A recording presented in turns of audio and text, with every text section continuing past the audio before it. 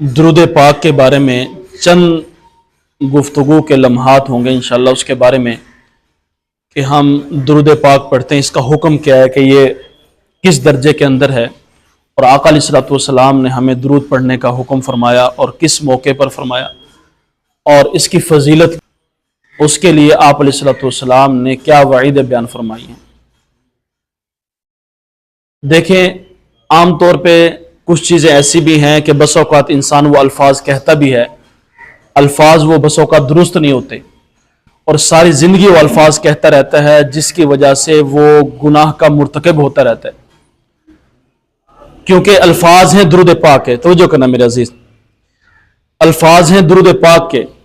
بہت سارے الفاظ ایسے ہیں کہ انسان الفاظ پڑھتا رہتا ہے، معنی اس کا تبدیل ہوتا ہے لیکن اس کے اثرات مرتب نہیں ہوتے، کیونکہ پہلی بات یہ سمجھیں کہ اللہ پاک نے قرآن پاک میں فرمایا ان اللہ و ملائکتہ یصلون علی النبی یا ایھا الذین آمنوا صلوا علیہ وسلموا تسلیما، بے شک اللہ جل شانہ اور اللہ کے فرشتے جناب رسول اللہ صلی اللہ علیہ وآلہ وسلم پر درود پڑھتے ہیں۔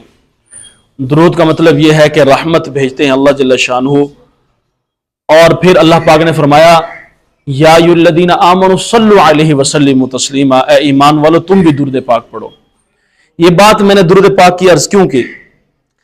کل کی بات ہے، کہیں پر بیٹھا تھا، کسی دوست نے درود پاک کے بارے میں بات کی کہ معاذ اللہ یہ اندازہ کرایا کہ درود پاک جو ہے نا کچھ لوگ نہیں پڑھتے معاذ اللہ۔ تو میں نے اس کو جا کے رات ہی سے مطالعہ کیا، صبح کو جا کے دیکھا، ابھی میں تفسیر ابن کثیر دیکھ کر آیا ہوں کہ آخر کیا معاملہ ہے کہ کس وجہ سے گناہ کا مرتکب قرار دیا کہ یہ بندے درود پاک نہیں پڑھتے۔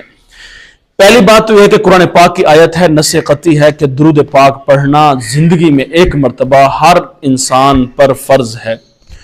دوسرا قول صحابی، ایک صحابی فرماتے ہیں کہ زندگی میں ایک مرتبہ آپ علیہ الصلوۃ والسلام کے نام کے بغیر کہ زندگی میں ایک مرتبہ درود پاک پڑھنا واجب ہے۔ باقی رہی بات درود پاک جو ہے، جب آقا علیہ الصلوۃ والسلام کا نام مبارک اپنی زبان سے لیں یا آپ علیہ الصلوۃ والسلام کا نام سنیں، نمبر دو، یا پھر آپ علیہ الصلوۃ والسلام کا اشارے میں نام لیں اور آقا علیہ الصلوۃ والسلام کا اشارے میں ہی تذکرہ سنیں، تو اس وقت کہنے والے کو بھی درود پڑھنا واجب ہے اور سننے والے پر بھی درود پڑھنا واجب ہے۔ جزاک اللہ، جزاک اللہ۔ اور یہ بات یاد رکھیں، جزاک اللہ، بزرگ ہیں، کوئی بات نہیں، بزرگ ہے، بے ادبی ہے یہ۔ اچھا، تو درود پڑھنا کیا ابھی واجب ہے؟ اب اس کا برعکس سمجھے کہ جو بندہ آقا علیہ الصلوۃ والسلام کا نام سنے اور آقا علیہ الصلوۃ والسلام کے نام سننے کے بعد درود نہیں پڑھتا، واجب کو چھوڑنے والا ہے۔ جب واجب کو چھوڑے گا تو وہ گناہگار ٹھہرے گا۔